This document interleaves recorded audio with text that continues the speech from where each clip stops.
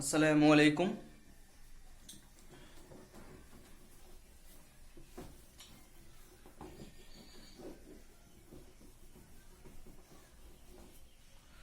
দেখো, আজকে আমরা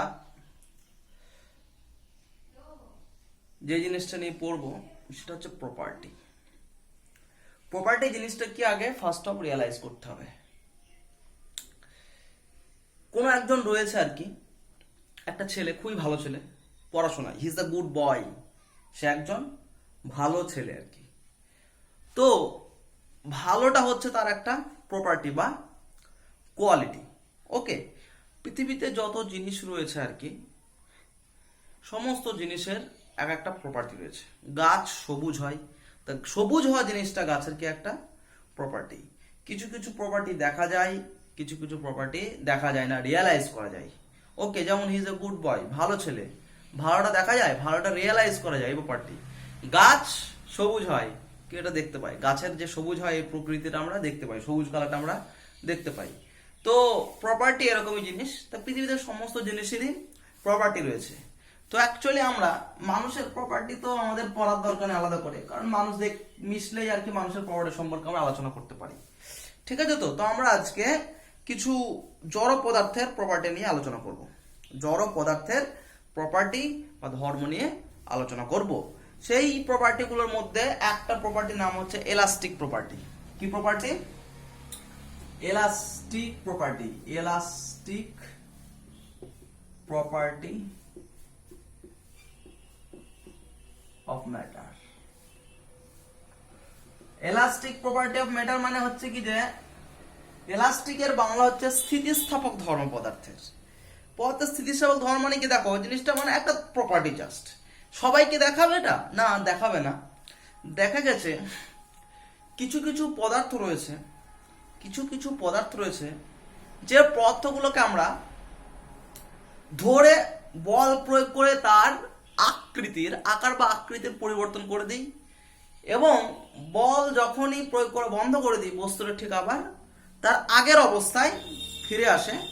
এইটাকে বলা হয়, এই যে ধর্মটা যে সমস্ত পদার্থ দেখায়, সেই সমস্ত পদার্থ এর এলাস্টিক প্রপার্টি বা স্থিতিস্থাপক প্রপার্টি স্থিতিস্থাপক ধর্ম আছে বলা হয়।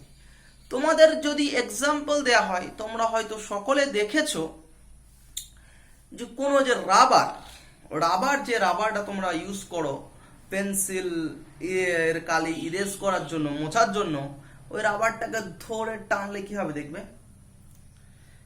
যে রাবারটা একটু লম্বা হবে, বা কেউ যদি মুচড়ে দেয় রাবারটা শেপ পরিবর্তন হয়ে যাবে। যখনই তুমি হাতটা ছেড়ে দেবে রাবারটা ঠিক আগের অবস্থায় ফিরে আসবে। ছোটবেলায় সেই খেলনা বেলুন দেখেছো তো, এইভাবে বেলুনে একটা সুতো বাঁধা থাকে, এইভাবে মারো আর বেলুনটা বারবার হাতে এসে স্ট্রাইক করে। তো সেই বেলুনে যে সুতোটা থাকে, ওই সুতোটাকে ধরে তুমি টানবে, টেনে আবার ছেড়ে দেবে, আগের অবস্থায় চলে আসবে। গার্ডার সবচেয়ে বড় ব্যাপার। গার্ডার এরা সবাই দেখেছো আর কি, যে বিভিন্ন মিষ্টির প্যাকেটে দেওয়া হয় গার্ডার, মেয়েরা মাথায় দেয় অনেকে, এখন আর মেয়েরা গার্ডার মাথায় দেয় না, আগে দিত।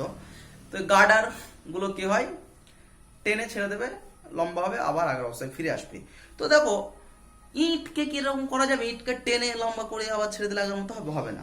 আলটিমেটলি দেখো, কিছু কিছু পদার্থ রয়েছে যারা হচ্ছে কি যে এই ধরনের প্রপার্টি দেখায়, স্থিতিস্থাপক ধর্ম দেখায় আর কি। ওকে, এই স্থিতিস্থাপক ধর্মটাকে বলা হয় স্থিতিস্থাপকতা। তো কোন কোন পদার্থ স্থিতিস্থাপক ধর্ম দেখায় সেগুলো আমরা আরো পরবর্তীকালে ডিটেলসে আলোচনা করব। তো ফার্স্ট অফ অল স্থিতিস্থাপক সম্পর্কে একটা আইডিয়া পাওয়া গেল। যে সমস্ত পদার্থ এই ধর্মটা দেখায়, স্থিতিস্থাপকতা ধর্ম দেখায়, সেই সমস্ত পদার্থকে বলা হয় স্থিতিস্থাপক পদার্থ বা এলাস্টিক ম্যাটেরিয়াল। স্থিতিস্থাপক পদার্থ বা এলাস্টিক ম্যাটেরিয়াল। ক্লিয়ার? স্থিতিস্থাপক পদার্থ বা এলাস্টিক ম্যাটেরিয়াল। এবার দেখো, কোন পদার্থ কে আমি কি বলছে আর কি, কোন পদার্থকে যখন আমি টেনে বড় করলাম বল দিয়ে, ছেড়ে দিলে আবার কি পদার্থটা আগের অবস্থায় ফিরে আসলো।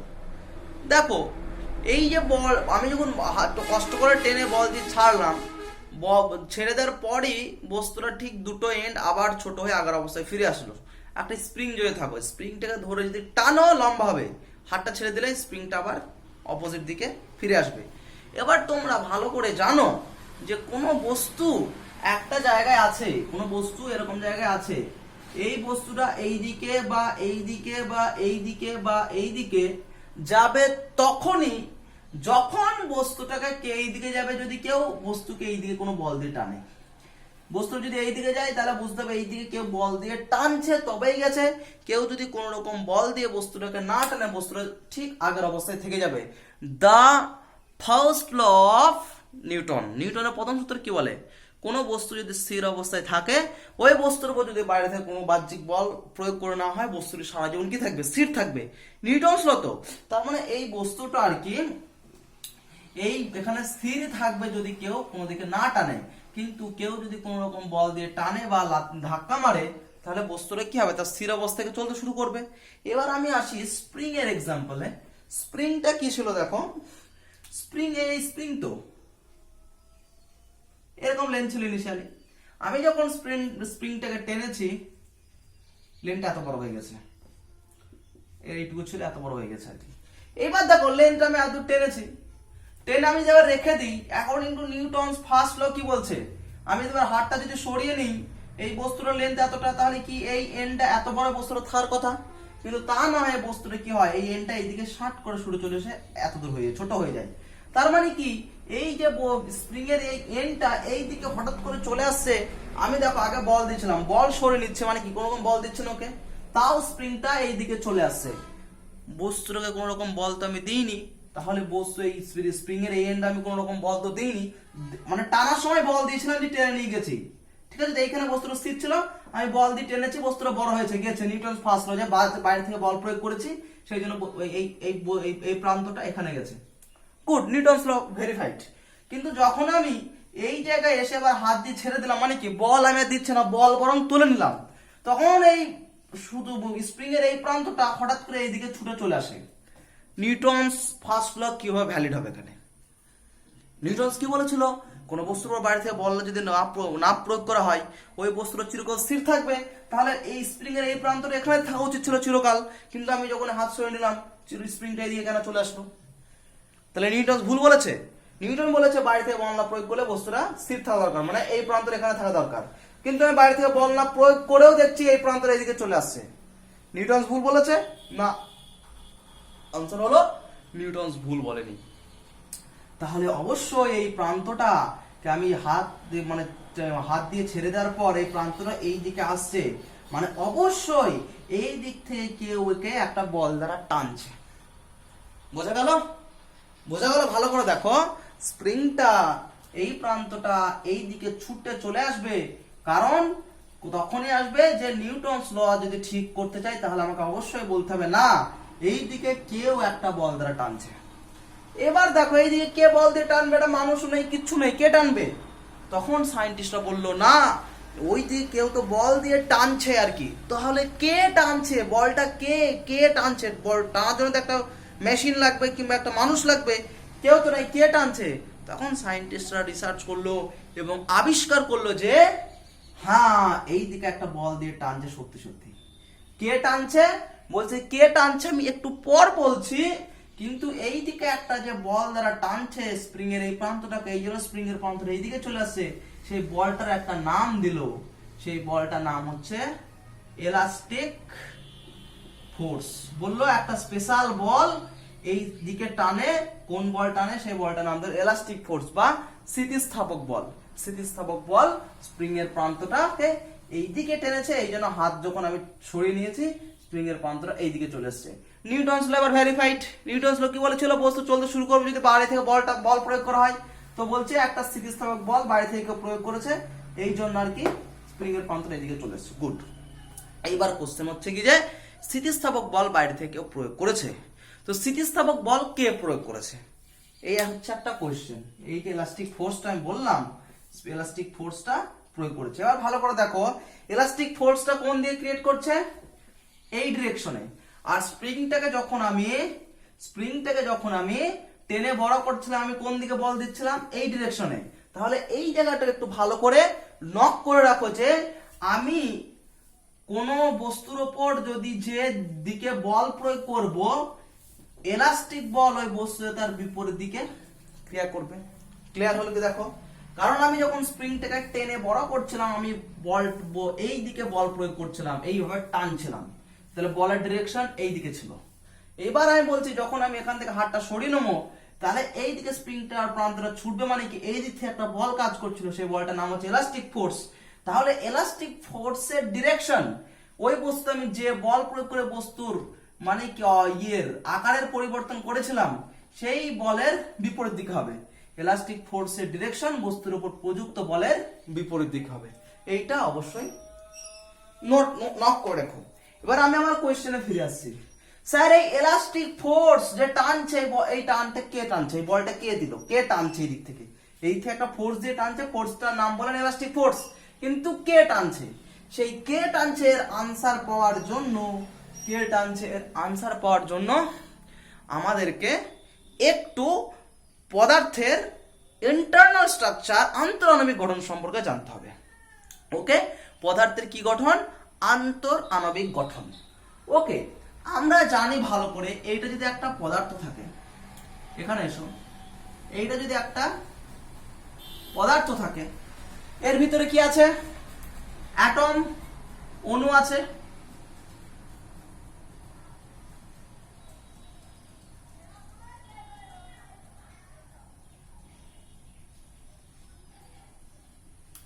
অণু আছে, বোঝা গেল?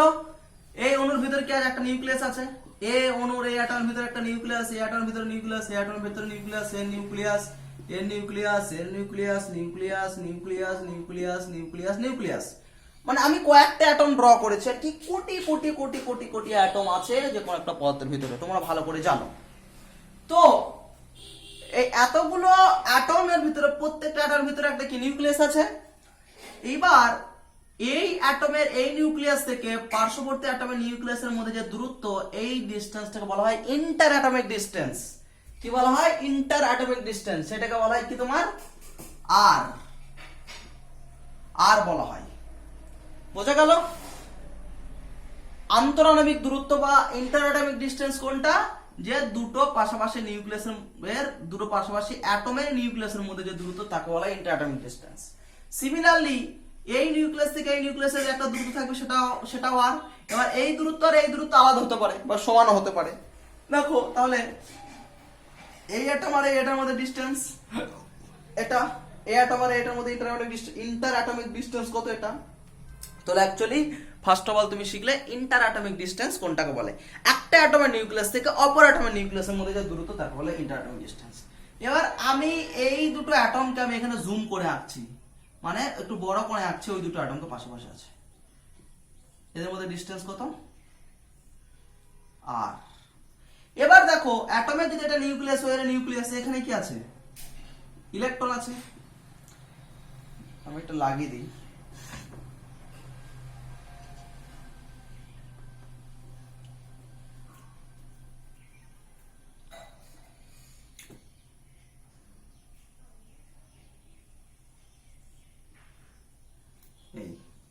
এই নিউক্লিয়াস। এবার দেখো এই অ্যাটমের অরবিট একটা আমি কক্ষপথ এঁকেছি, এর অনেকগুলো কক্ষপথ থাকতে পারে। সিমিলারলি এর এগুলো অরবিটে কি থাকবে? ইলেকট্রন থাকবে। বোঝা গেল? এবার দেখো এর আর এর মধ্যে ডিসটেন্স এটা আর, কখন যদি এই অ্যাটমের অরবিটের সঙ্গে এই অ্যাটমের অরবিট গায়ে লেগে থাকে, তখনই আমি এদের মধ্যে ডিসটেন্স মিনিমাম পাবো। আর মানে ইন্টার অ্যাটমিক ডিসটেন্স তখন কত হবে? মিনিমাম হবে। কখন? যে দুটো অ্যাটম যদি গায়ে গায়ে লেগে থাকে, তাহলে ওদের মধ্যে ডিসটেন্স মিনিমাম হবে। এবার যদি অ্যাটম দুটো আস্তে আস্তে এদিকে সরায়, ওদের মধ্যে কি ডিসটেন্স আস্তে আস্তে কি হবে? বাড়বে। বুঝতে পারছো?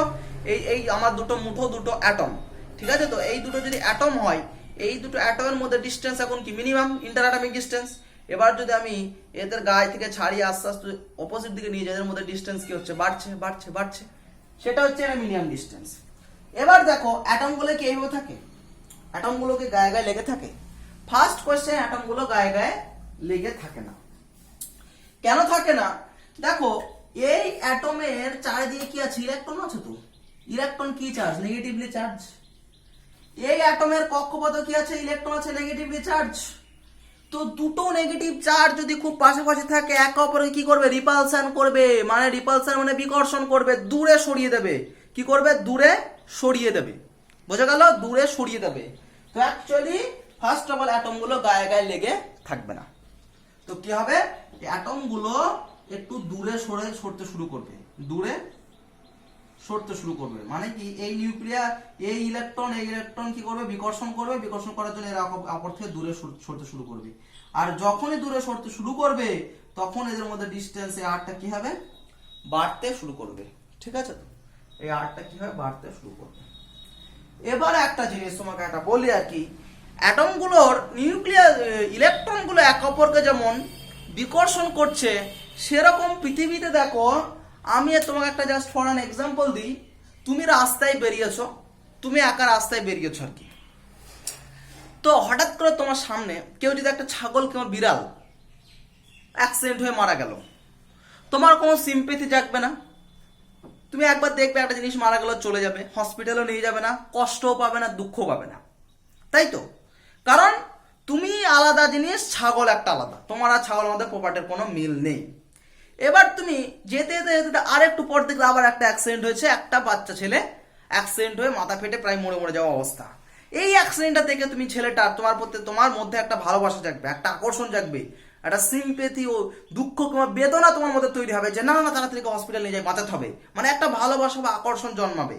আমি এটা বোঝাতে পারলাম, ছাগলটা কিংবা কুকুরটা যখন অ্যাক্সিডেন্ট করলো, তখন তোমার মধ্যে কোনো সিম্প্যাথি জাগেনি। কিন্তু মানুষের যদি হয়, তাহলে তোমার মধ্যে সিম্প্যাথি জেগেছে আর কি। মানে একটা আকর্ষণ বল, ভালোবাসা তৈরি হয়েছে। তার মানে পৃথিবীতে এই গোটা বিশ্বব্রহ্মাণ্ডে যতগুলো আছে, সমজাতীয় বস্তুগুলোর মধ্যে একটা আকর্ষণ কাজ করে আর কি। মানুষের প্রতি একটা ভালোবাসা রয়েছে।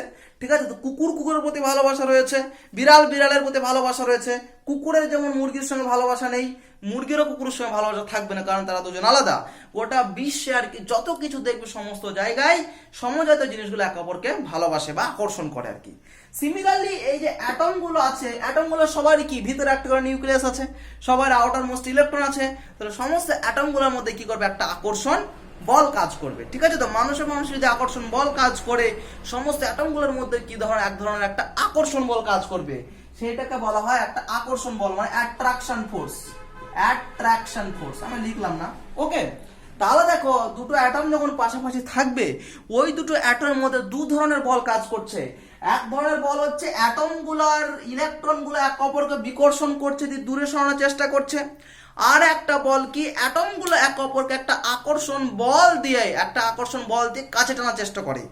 ঠিক আছে? তো ভালো করে বুঝো, বিকর্ষণ বলটার জন্য দায়ী হচ্ছে অ্যাটমের ইলেকট্রনগুলো এক অপরকে বিকর্ষণ করছে বলে ওরা দূরে সরে যাওয়ার চেষ্টা করছে। কিন্তু অ্যাটমগুলোর মধ্যে ভাব ভালোবাসা রয়েছে বলে কি হচ্ছে, ওরা আবার এক অপর কাছে কি হচ্ছে, কাছে আসার চেষ্টা করছে আর কি।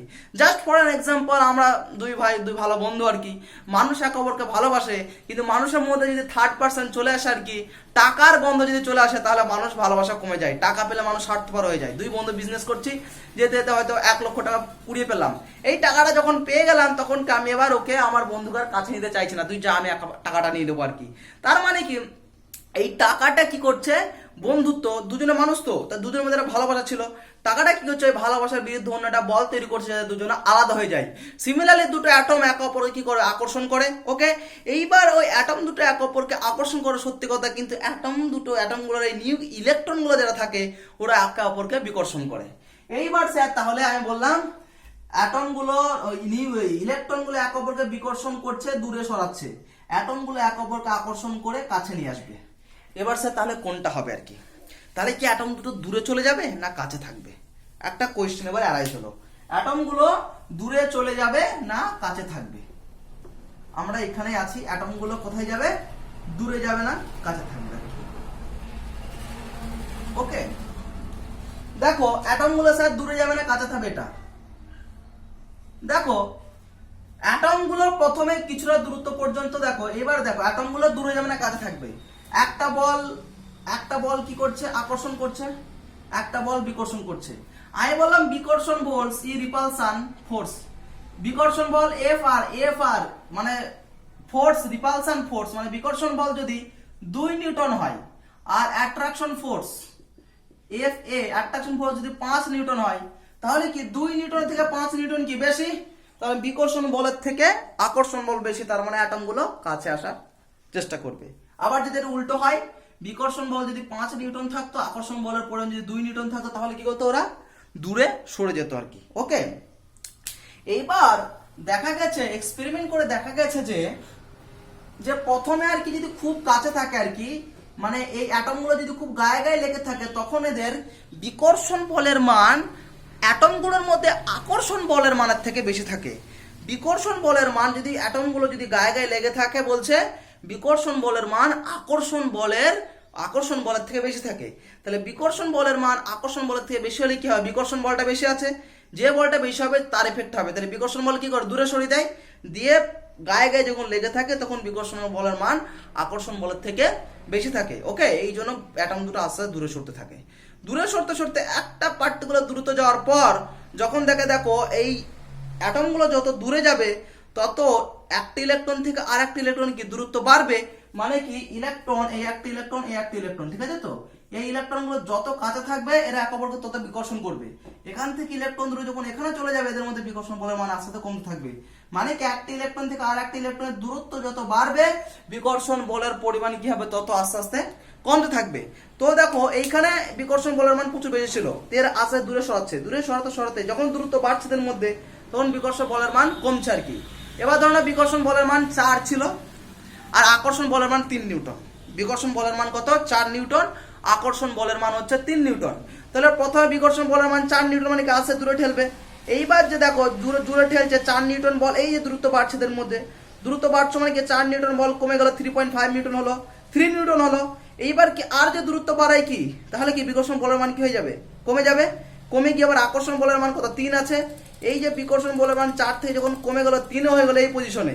ওকে, তাহলে বিকর্ষণ বলের মান দেখো এই 4 নিউটন, এখানে 4 নিউটন থেকে যত দূরত্ব পাচ্ছে বিকর্ষণ কমছে কমছে কমছে কমছে 3 নিউটন আসলো। এবার দেখো 3 নিউটন বল আকর্ষণ বল, আবার 3 নিউটন বিকর্ষণ বল। আকর্ষণ বল বিকর্ষণ বল বিপরীত দিকে কাজ করে, তার মানে অ্যাটম দুটোর মধ্যে নেট ফোর্স কত? এই সময় 0। এই সময় নেট ফোর্স কত? 0 আর কি। এইবার এর পর যদি অ্যাটমগুলো দূরে সরতে শুরু করে, বিকর্ষণ বলের মান কি হয়ে যাবে? 3 থেকে 2.5 হয়ে গেল। তাহলে আকর্ষণ বলের মান এখানে 3, তাহলে 2.5 থেকে 2.5 থেকে 3 বেশি, তাহলে এখানে দেখো যত দূরত্ব বাড়ছে আকর্ষণ বলের মান কি হচ্ছে? তত আস্তে আস্তে বাড়ছে। দ্রুত যত বাড়বে আকর্ষণ বলের মান তত আস্তে আস্তে বাড়বে আর কি। এটা বুঝতে পারলে কিনা দেখো, এটা যদি আমি একটা গ্রাফে প্লট করি, তোমার আর কি ফোর্স বল ভার্সাস আর কি, দেখো এই এই এই বরাবর ফোর্স, এই বরাবর তোমার রিপালশন ফোর্স মানে বিকর্ষণ বল, এই বরাবর হচ্ছে আকর্ষণ বল। স্যার আপনি এই অ্যাক্সিস বরাবর বিকর্ষণ বল আর নিচের অ্যাক্সিস বরাবর আকর্ষণ কেন নিলেন? কারণ বিকর্ষণ বল আর আকর্ষণ বল বিপরীত দিকে কাজ করে, অপোজিট ডিরেকশনে কাজ করে, এই জন্য এটা নিয়েছে আর কি। এবার এক্সপেরিমেন্ট করে দেখা যায় যে বিকর্ষণ বলের মান আকর্ষণ বলের গ্রাফটা হচ্ছে এরকম। এই মানে ধরো নাও এই যে এই দূরত্ব, এটা হচ্ছে এই বরাবর দূরত্ব আর, এই বরাবর নিউ ইন্টার অ্যাটমিক ডিসটেন্স মানে অ্যাটম দুটোর মধ্যে ডিসটেন্স আর যদি হয়, এই বরাবর যদি ফোর্স হয়, যখন এই ডিসটেন্সটা মানে কি, এই যে এই ডিসটেন্সটা যখন এই ডিসটেন্স থাকে মানে কি পুরো গায়ে গায়ে লেগে আছে, এই সময় বিকর্ষণ বলের মান দেখো ম্যাক্সিমাম। এবার এখান থেকে দূরত্ব আর যত বাড়বে আস্তে আস্তে বিকর্ষণ বলের মান কমছে কমছে কমছে কমছে, কমে এসে 0 হয়ে গেল। বললাম না 4 থেকে কমে 3 হয়ে গেল, 3 3 0 হয়ে গেল। তো একটা পজিশনে কি, এই পজিশনে অ্যাটম দুটোর মধ্যে আকর্ষণ বিকর্ষণ বলের মান সমান এবং বিপরীত দিকে, এই জন্য 0 আর কি। কোন পজিশনে? এই পজিশনে কি থাকে? অ্যাটমটা সাধারণত স্টেবল থাকে। এই পজিশনে মানে যে সমস্ত ম্যাটেরিয়াল গুলো দেখি, এই ম্যাটেরিয়াল গুলোর মধ্যে অ্যাটম গুলো ঠিক এরকম পজিশনে থাকে। মানে অ্যাটম গুলোর মধ্যে দূরত্ব এইটুকু যদি হয়, তাহলে এই দূরত্বে আর কি প্রত্যেকটা দুটো অ্যাটমের মধ্যে নেট ফোর্সের ভ্যালু কত হয়? 0 হয়। নেট ফোর্সের ভ্যালু 0 মানে ও মানে দূরেও যাবে না কাছেও আসবে না, মানে কি স্টেবল থাকবে। এবং সাধারণত সমস্ত যে কোনো পদার্থ, কাঠ বালি রাবার যাই দেখবে সাধারণ অবস্থায় স্থির থাকে আর কি, মানে নিজে নিজে বাড়া কমা করে না আর কি। কেন করে না? কারণ এমন একটা দূরত্বে অ্যাটমগুলো অবস্থান করে যে দূরত্বে বিকর্ষণ বলের মান আকর্ষণ বলের মানের সমান, আর সমান হলে কি নেট ফোর্স কত? 0। আর নেট ফোর্স যদি 0 হয়, নিউটন ফার্স্ট ল অনুযায়ী কি হবে? প্রত্যেকটা অ্যাটম কি থাকবে? স্থির থাকবে। মানে এই জায়গায় অ্যাটমগুলো স্থির থাকে। এইবার তুমি রবারটাকে হাত দিয়ে টেনে বড় করছো, মানে কি অ্যাটমগুলোর মধ্যে দূরত্ব আবার কি হচ্ছে? আস্তে আস্তে বাড়াচ্ছ। এবার হাত দিয়ে টেনে যখন বড় করছি অ্যাটমগুলোর দূরত্ব এখানে স্টেবল আছে আর কি, অ্যাটমটা ঠিক রাবারটা তার অরিজিনাল সাইজ আছে। এবার তুমি হাত দিয়ে টেনে রাবারটাকে বড় করছো, মানে কি প্রত্যেকটা অ্যাটম, রাবারটা বড় তো এমনি হবে না, অ্যাটমগুলোর মধ্যে দূরত্ব বাড়বে। এবার অ্যাটমগুলোর মধ্যে দূরত্ব যত বাড়ছে আকর্ষণ বলের পরিমাণ কি হচ্ছে আস্তে আস্তে বাড়ছে, যত টানবে আকর্ষণ বলের পরিমাণ কি হবে তত দেখো আস্তে আস্তে বাড়ছে। আকর্ষণ বলের পরিমাণে এই দিকে হাইটটা আর কি, দেখো এই দিকে হাইট আস্তে আস্তে এইভাবে বাড়ছে আর কি, আকর্ষণ বলের পরিমাণ তত আস্তে আস্তে বাড়ছে। বাড়তে বাড়তে গিয়ে একটা টাইম পর আর বাড়বে না আর কি।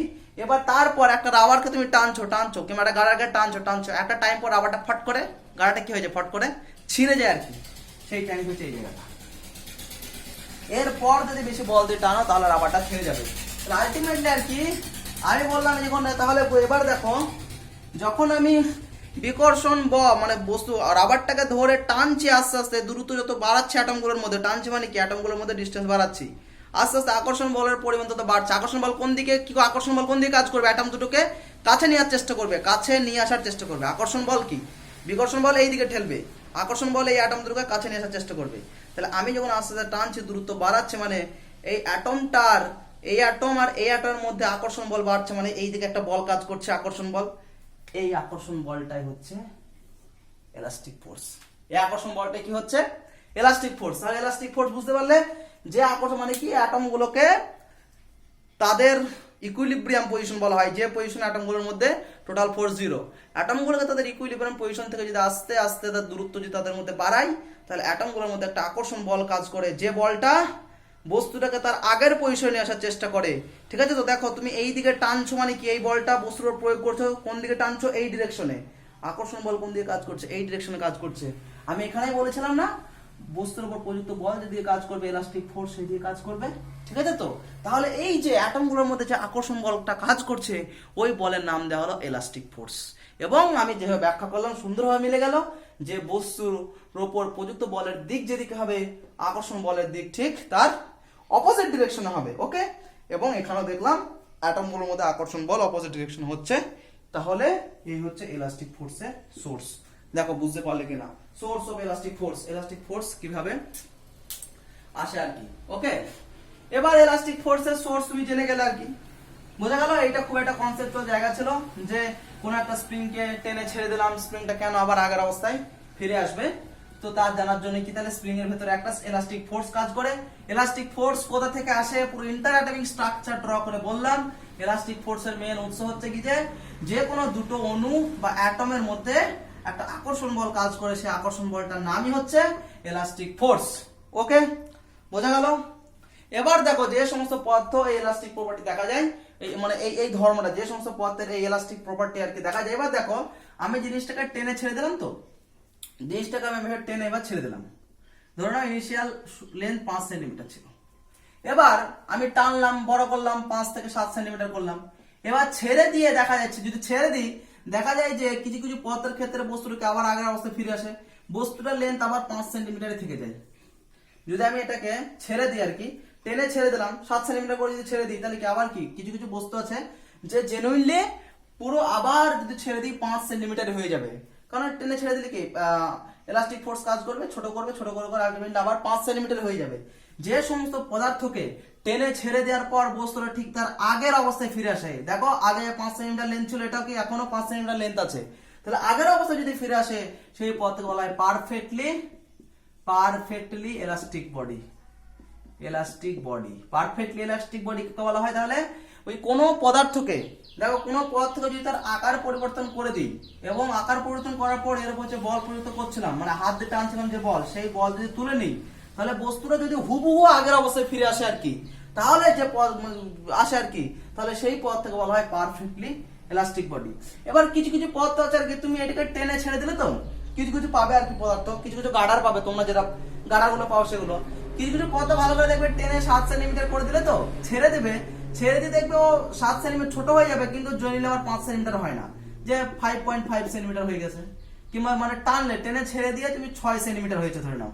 মানে তোমরা যে গাড়াগুলো আছে ভালো করে গাড়াটা কেটে টানবে, মানে গাড়াটা কেটে টানার আগে লেন্থ মাপবে, দিয়ে ওটাকে টেনে ছেড়ে দেবে, ছেড়ে দিয়ে দেখবে আবার লেন্থটা মাপে, দেখবে লেন্থটা আগের থেকে একটু বেশি হয়ে গেছে আর কি। তো কিছু কিছু পদার্থকে আমি কিছু কিছু পদার্থ তার আকার পরিবর্তন করার পর যদি বস্তুর উপর প্রযুক্ত বলটাকে তুলে নিই, তাহলে বস্তুটা তার হুবহু আগের অবস্থায় ফিরে আসতে পারে না, হুবহু আগের অবস্থায় ফিরে আসতে পারে না। যাদের পারে না আর কি, তাদের পারফেক্টলি ইলাস্টিক বলা হয়, তাদের বলা হয় এমনি ইলাস্টিক বডি। ওকে, আবার কিছু কিছু পদার্থ আছে, কিছু কিছু পদার্থের উপর যদি বল প্রয়োগ করি আর কি, তাহলে কি হয়, পদার্থটা আর আগের অবস্থায় ফিরে আসে না। যে যখনই বল প্রয়োগ করি বস্তুটা সেই অবস্থায় থেকে যায়, তাদেরকে বলা হয় প্লাস্টিক বডি বা নমনীয় body. Plastic body, plastic body. উদাহরণস্বরূপ বলছি আমি, একটা ময়দার যে তালগুলো হয় কিংবা কাদা, একটা কাদা নিয়ে তুমি হাতে করে কাদাটা ধরেছো, কাদার হাতে করে নেড়ে তুমি যেভাবে টিপি টিপে রাখবে, হাত থেকে বা শরীরে নিচে রেখে দাও, বস্তুটা কাদার আকৃতি ওরকমই থেকে যাবে আর কি। তো এই পদার্থগুলো আর কি, যে এই পদার্থগুলো আর কি তোমার যে সমস্ত পদার্থ এই প্রপার্টি দেখায়, মানে পদার্থের উপর বল প্রয়োগ করে তার আকার পরিবর্তন করে দিলাম। এবার বলটা যদি তুলে নিই, বস্তু যদি তার যে আকারে ছেড়ে দিলাম সেই আকারেই যদি থেকে যায়, তাহলে সেই বস্তুকে বলা হয় প্লাস্টিক বডি। ওকে, দুই ধরনের ইলাস্টিক, পারফেক্ট ইলাস্টিক বডি কাকে বলে বললাম, প্লাস্টিক বডি কাকে বললাম। এবার কোশ্চেন করবে, স্যার সমস্ত পদার্থ দিয়ে অ্যাটম দিয়ে তৈরি, তাই তো?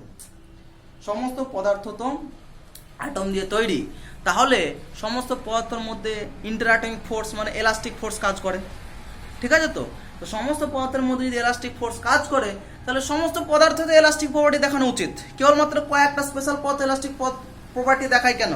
যেমন কাদাকে যখন আমি মানে টিপে টিপে একটা গোল কাদা ছিল, ওটাকে টিপে চ্যাপটা করে দিলাম, তাহলে বলটা সরিয়ে পর কি কাদাটা আবার গোল হয়ে যাওয়ার কথা, কারণ কাদার মধ্যে কি অ্যাটমগুলো ছিল, তাদের মধ্যে ইন্টারঅ্যাক্টিভ এলাস্টিক ফোর্স কাজ করবে, আগের অবস্থায় ফিরে আসার কথা। কেন আসে না?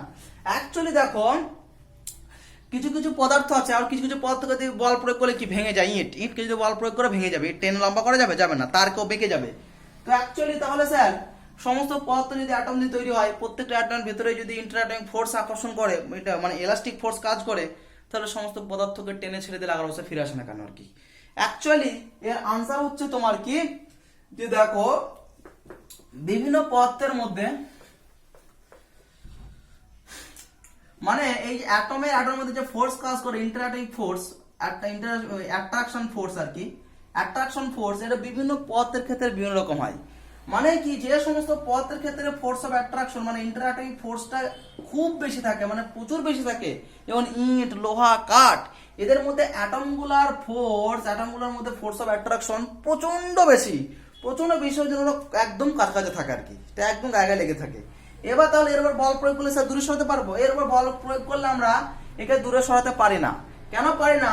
কারণ এর উপর যদি বল প্রয়োগ করি, এই অ্যাটম দুটো দূরে না সরে গিয়ে অ্যাটম দুটো মিডল থেকে ভেঙে যায়।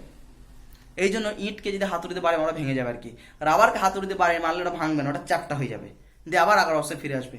তো অ্যাকচুয়ালি সমস্ত পদার্থের অ্যাটমগুলোর মধ্যে তো আকর্ষণ বলের পরিমাণ সমান নয়।